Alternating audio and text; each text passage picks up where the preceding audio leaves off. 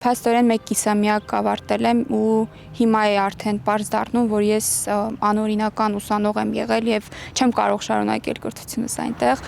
Արցախից տեղահանված Անուշ Պետրոսյանին Վրաստանի համալսարանում չեն թույլատրել շարունակել ուսումը։ Նա անցած տարի էր դիմել Վրաստանի հանրային կապերի ինստիտուտ մագիստրոսական կրթությունն այնտեղ շարունակելու։ 2 ամիս անց նրան ասել են, որ Արցախի պետական համալսարանի դիպլոմի հետ կապված խնդիր են տեսնում։ Ստուգման արդյունքում պարզվել է, որ ձեր փաստաթղթում նշված կրթական հաստատությունը չի անցել Վրաստանի կրթության եւ գիտության նախարարության հավատարմագրումը եւ չունի օրենսդրական պահանջներին համապատասխան կրթական փաստաթղթեր տրամադրելու իրավունք։ Կրթական փաստաթղթերի իսկության հաստատման համար խորհուրդ ենք տալիս դիմել այն երկրի կրթության նախարարություն, որտեղ տրվել է փաստաթուղթը, կամ տրամադրել լրացուցիչ տեղեկություններ, որոնք կարող են նպաստել դրա իսկության հաստատմանը։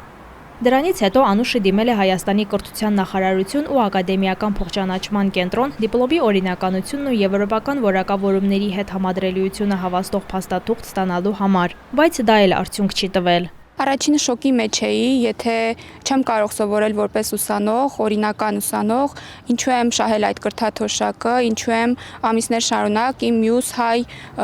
ուսանող ընկերների հետ ստանում այդ կրթաթոշակը եւ ինչու եմ այդտեղ արդեն սովորում։ Որևէ հստակ պատասխան այդպես էլ մինչ օրս չեմ ստացել։ Ասեմ, ընդունվելու ժամանակ էլ ներկայացրել եմ, որ ես Արցախից եմ, իմ յուրաքանչյուր համալսարան ընդունվելու ժամանակ քեզանից պահանջում են միանշանակ դիպլոմ կամ դիպլոմի պատճենը։ Ներկայացրել եմ իմ Արցախի դիպլոմը, որովհետև ես այլ դիպլոմ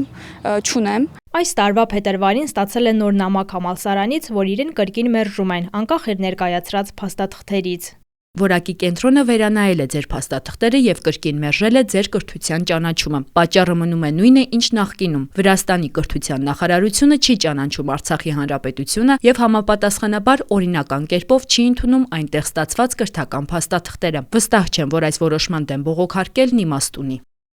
Այս պատմության մեջ ինձ համար անհեթեթը այն է, որ ինձ համալսարանից ասել են, որ տվյալ հարցը, քանի որ չի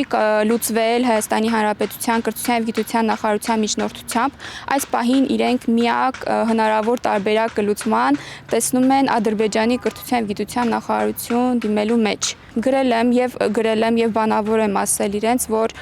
ես չեմ ցանկանում եւ չեմ ձեզ թույլատրում, որպեսզի իմ կրթության հարցը կամ որևէ այլ հարց քննարկեք այդ կողմի հետ։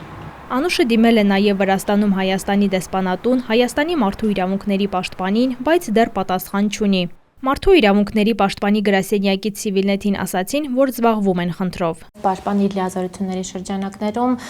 կապ է հաստատել Վրաստանի օմբուդսմանի հետ, հանրային պաշտպանի հետ, փոխանցել է տեղեկատվությունը եւ այնտեղից էլ մենք մեր գոլեգաների հետ կապի մեջ ենք, գիտենք, որ հարցը դեռ լուծման փուլում է գտնվում, իրենց ուշադրության ներքո է եւս, որովհետեւ պաշտպանը իր մտահոգությունն է հայտնել հայ իրավունքների խախտման վերաբերյալ եւ դեռ վերջնական պատասխան չունենք այս պահի դրությամբ։ Կրթության նախարարությունից Civilnet-ին ասացին, որ նման դեպքի չեն առնչվել։ Իսկ Արցախի կրթության նախկին նախարար Լուսինե Ղարախանյանը նշում է, որ Արցախի պետական համալսարանի ուսանողները առանց որևէ խնդրի տարբեր տարիների սովորել են արտասահմանյան բուհերում, այդ թվում հեղինակավոր համալսարաններում։